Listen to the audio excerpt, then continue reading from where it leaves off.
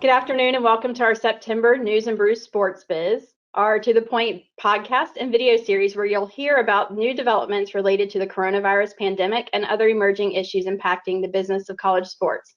I'm your host, Katie Davis, and I'm here with my partner, Ken Kurtzel. You're in for a treat today. Our guest is Brad Stricklin, Executive Associate AD and CFO of University of Central Florida Athletic Association. Go Knights! Brad has a unique perspective to share as a member of the American Athletic Conference, and we're going to talk to him about leading a college athletics program through the uncertainty of the pandemic. So Brad, please tell us a little bit about your history in college athletics, how you got to where you are, and what your role is at UCF. Sure. Thanks, first of all, for having me on. I'm looking forward to the conversation.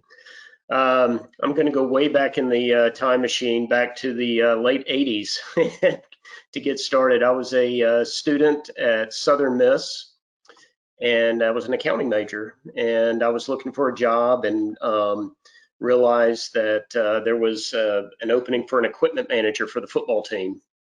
And this was back when there was a gunslinging quarterback named Brett Favre throwing it all over the place. And so I thought that would be a really cool thing to do. And so I joined the football program as an equipment manager. And I guess my senior year, I was kind of faced with the am I going to do audit? Am I going to do tax as an accounting major? And I really didn't want to do either, to be honest with you.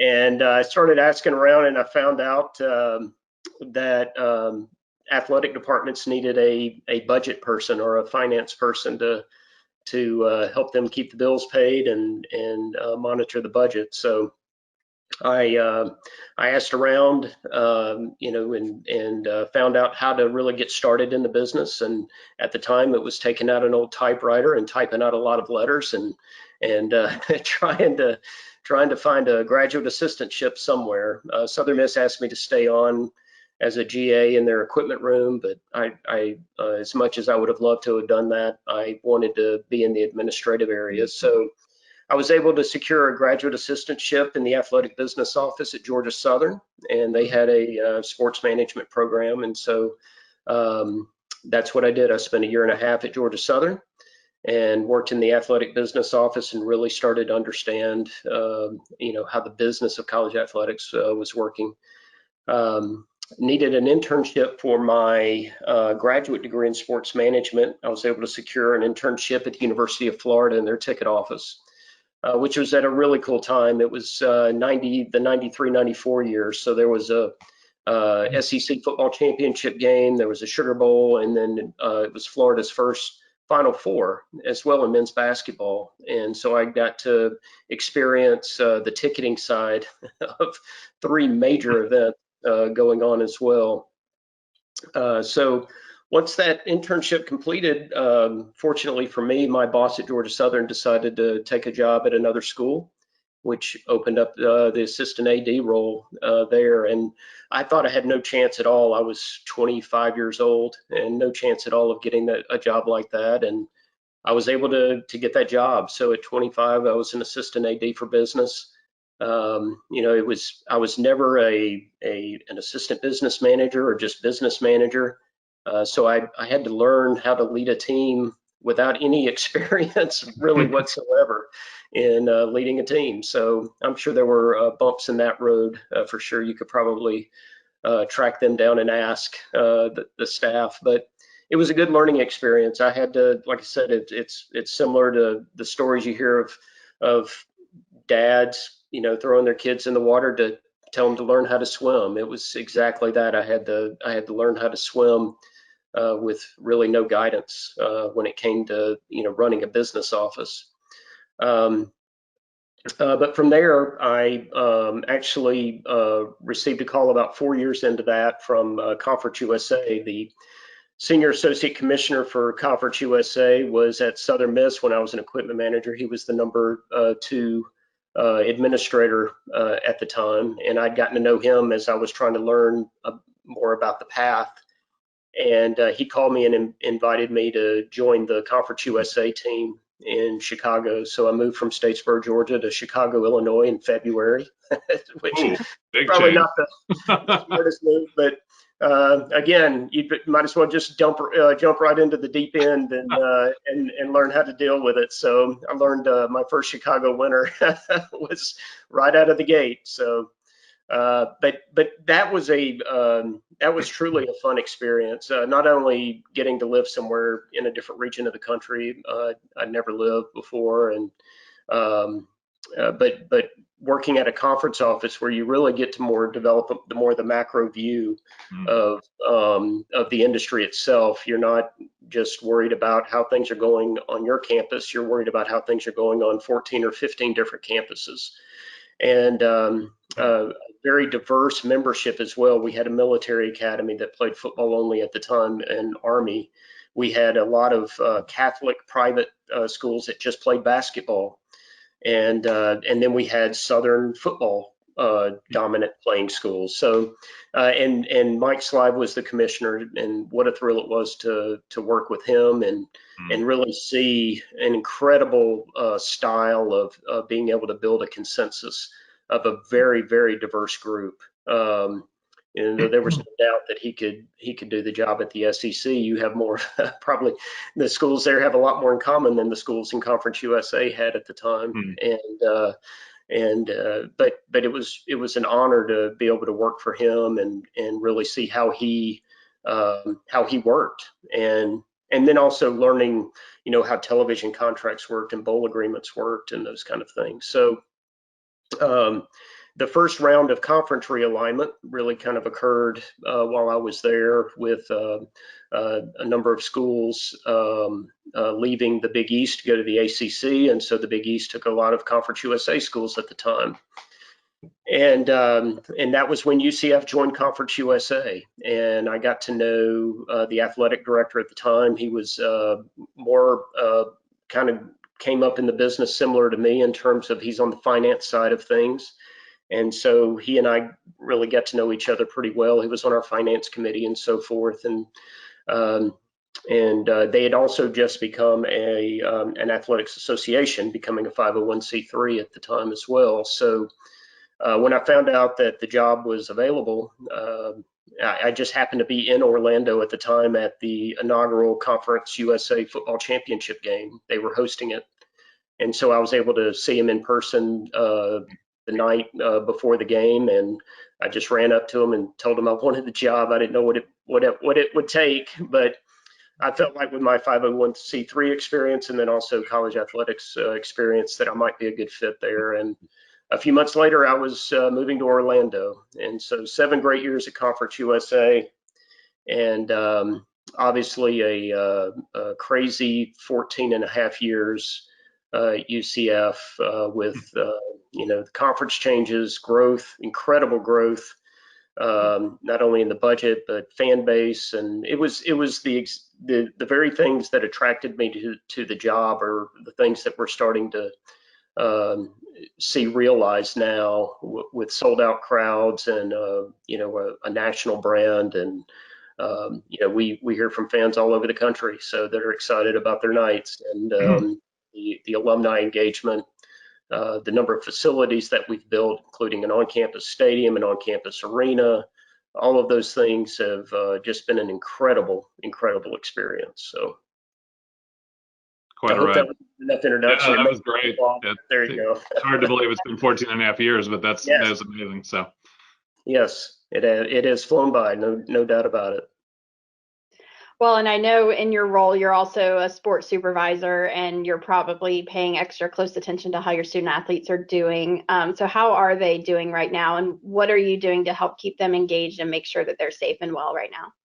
Yeah, so I would say, considering all that's going on, I think they're doing fine. Football is our only sport that is currently in season. The other fall sports, the conference, as a conference, it was decided that we would move those schedules to the spring. So certainly they were disappointed for that, but obviously understanding a very critical situation that we're all living through right now. But as far as football is concerned, we've had a few student athletes decide to opt out, and we've been very supportive of them. They're very sensitive situations, right, with their families and so forth, and their safety is their biggest concern, and so we want to support them through that, and we're doing so. And then constant testing right now. We're testing all of our student athletes once a week. And then once football gets started with their season, which we still have a few more weeks before the season gets started, they will go into a 3 times a week protocol. So we want to make sure that anybody that's in season for sure is feeling safe and comfortable with going out and competing with our brand, either on their chest or on their helmet, that sort of thing. So, in addition to that, we have all the sanitizing, stations all over the place. We every chance somebody gets to clean their hands or clean their desk or what have you, we've got all the supplies, for them there. And we've actually developed separate bubbles as well. So football is in it's not a full blown bubble similar to what the NFL or the NBA is doing, but the football team is pretty much isolated from the time they get up until the time they go to bed. So over in the football facilities, or obviously in class, and so for instance, I'm not in that bubble, so I'm not able to even go visit the administrators or the coaches over there in person. I have to call or just do a video chat with them. So we're doing everything we can to kind of keep them isolated from the general population. I could go to practice as long as I'm wearing a mask and I'm staying away. But in terms of going to meetings and those kind of things, pretty much staying away from them. And then our other sports right now are in their own bubble as well. So doing everything we can to make, and the biggest thing is that they feel comfortable and that they feel safe, right? And, it's the perception is reality. We can have all of these things laid out for them, but if they're not feeling comfortable even with that, then they've been very good about coming and talking to us about not being comfortable with it. And then we've, like I said, supported them if they wanted to opt out or stay home. We've had a number of international kids decide to stay home, but for the most part, doing really well. Good. So what kind of impact on your budget is, the bubble and the sanitation and the testing and all of that? Have you been able to quantify what that's going to look like for football season, and then even just the entire fall with the rest of your athletes?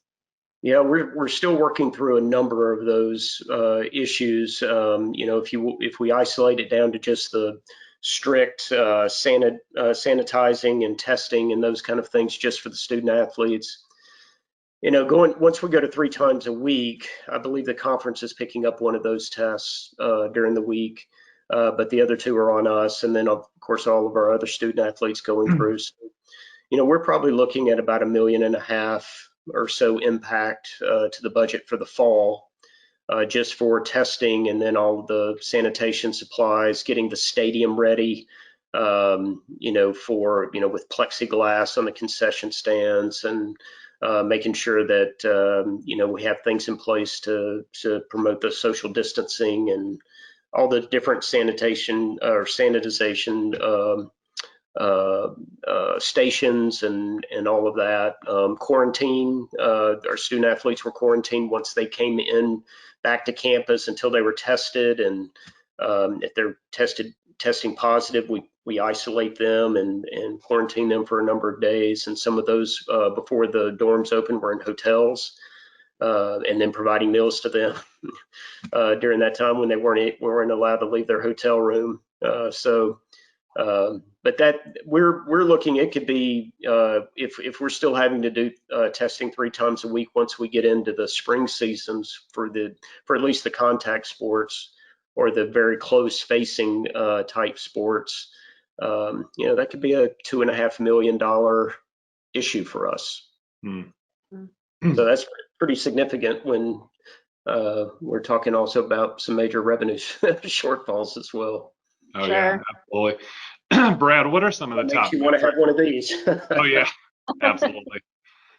What are some of the top metrics that you use to keep your pulse on the financial health of the Athletic Association? And then how do you communicate those with your AD, Danny White?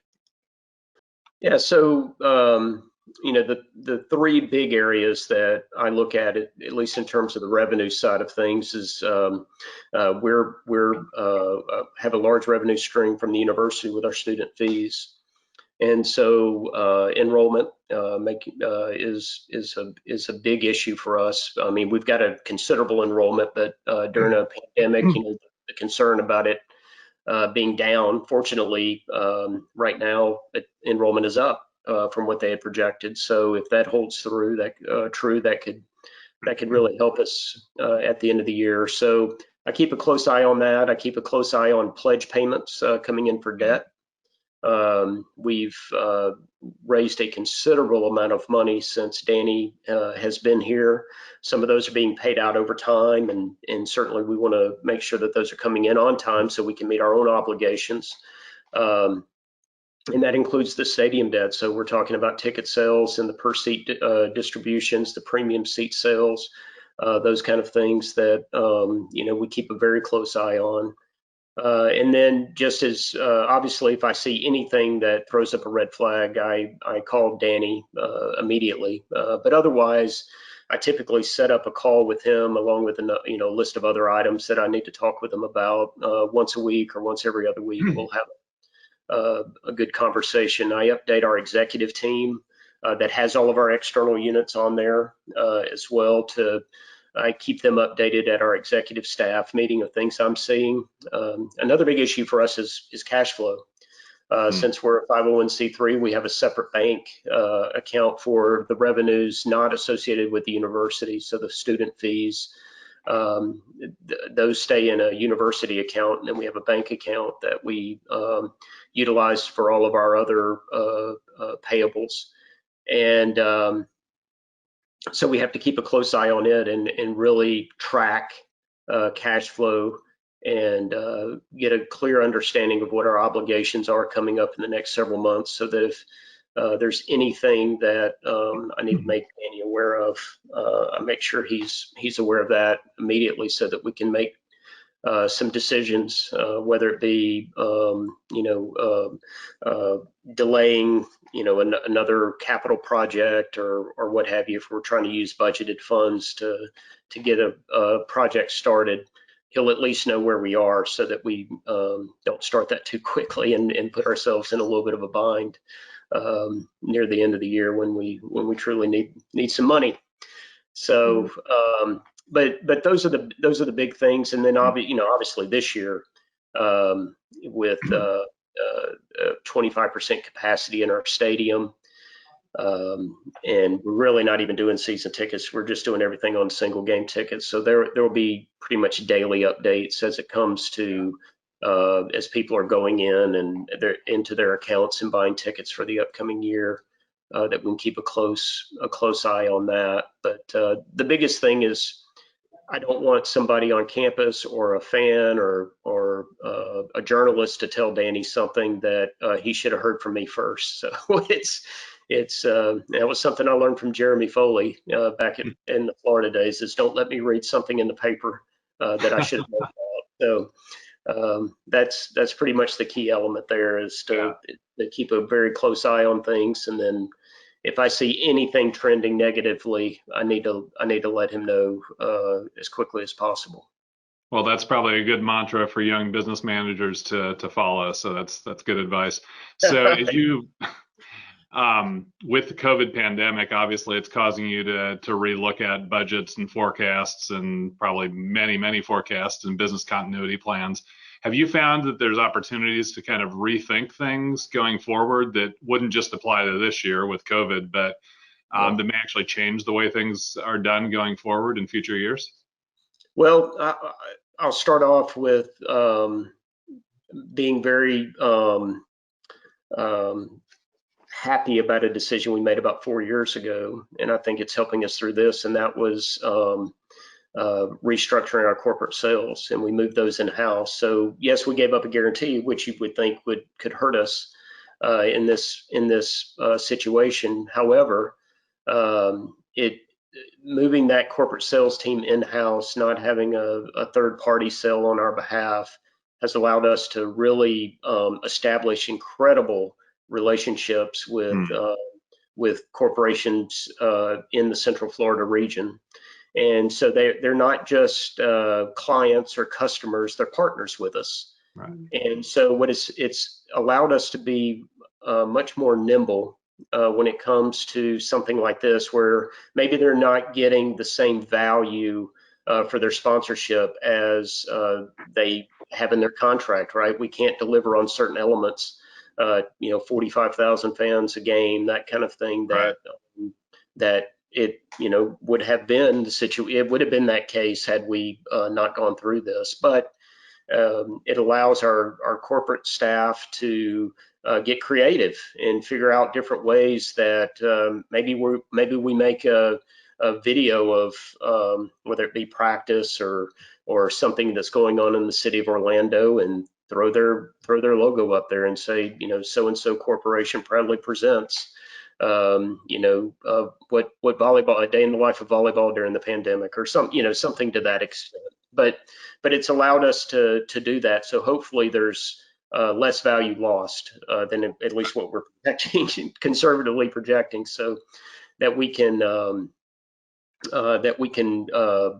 not see a negative impact from that. But it was something that we were working on prior to Danny coming on board, and then once he came on board, we had that discussion, and he was all in, and it turned out to be a fantastic decision. We've seen our corporate sales revenues skyrocket, more than triple what we were doing with the guarantee, and it's just been a huge benefit for us, and also just to have them in-house, and as we start to structure contracts and so forth, we can pull in all the different external entities and, okay, how can we make this partnership with this corporation the best it can be? And it's just been wonderful.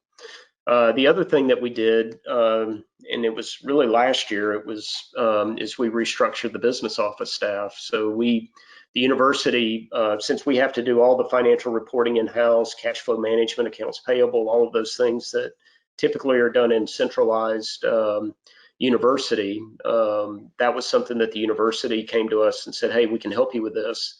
And so they basically 3.5 FTE worth of staff started working for us, and I didn't have to lose any business office staff. And so I was able to move a lot of the things that took up an extraordinary amount of time, and it was causing us not to be timely with a lot of reporting and so forth. I was able to move all of that to the university with dedicated staff just for those purposes.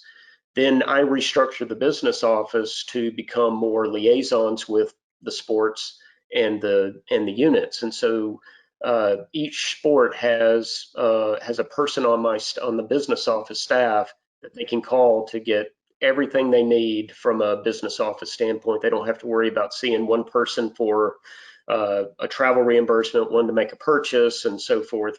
They just have a single person, and that person works with them on the creation of their budget, works with them on the management of their budget as well. And so we get a much more timely look at how they are doing with their spending as well.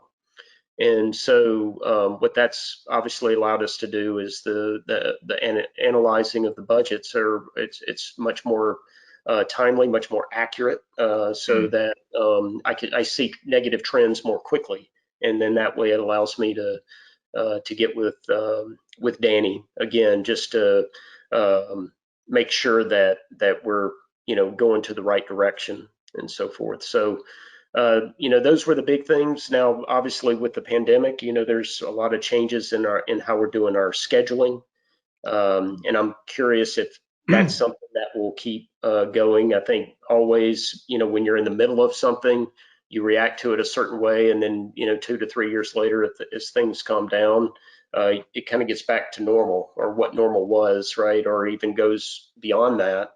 So I'm curious to see how this will change how we do business in the next 3 to 4 years? Do we take a stronger stance on having better reserve balances? As an industry, I'm speaking, not necessarily just UCF, Right. but making sure. I guess I'd heard maybe one school could make it make it with a minimal football season.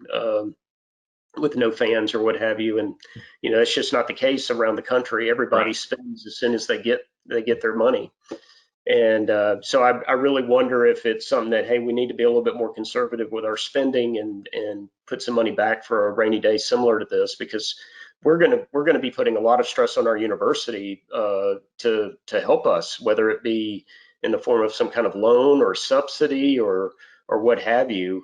We're going to be putting a lot of stress on them, this year, maybe even next year, to help us keep our operations going, right? So I'll be really curious to see how this all plays out when it comes to that, and if universities can actually, be in a position to do that. Yeah, and just saying, like you said, what continues after hopefully the pandemic is over. So. Mm-hmm. Brad, you've given us a lot of great insights here today. I've got one final tough question for you. What beer are you drinking there and enjoying today? So I picked a Smithwick's from Ireland. I was Very good. I think you're the first foreign export to. Yeah. I was actually introduced to it when I was in Ireland for our football game against Penn State back in 2014, and it's a good beer. So there you go. That's great. And Katie, what are you enjoying today?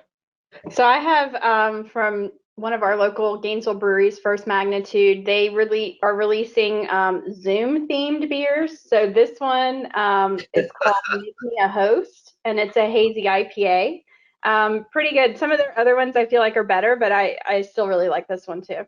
Well, very good. And I'm enjoying also First Magnitude from that same series. This one's I like the name even more, You're on Mute, which would have gone over my head about a year ago, but I've been on about 9 million Zoom calls in the last 6 months, and that gets said on every single call. So, there you go. So I totally get it. So it's great themes. Awesome.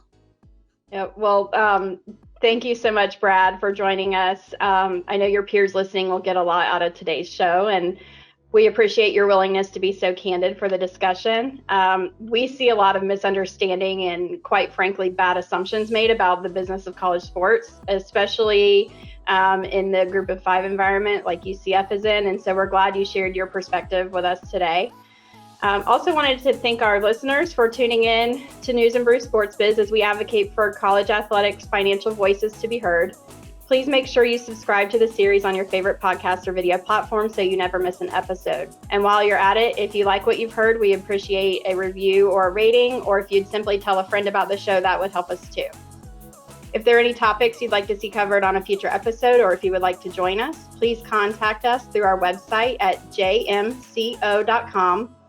And in the meantime, you can follow us on social media for more news as the collegiate athletics landscape is continuing to rapidly evolve. Thanks for tuning in.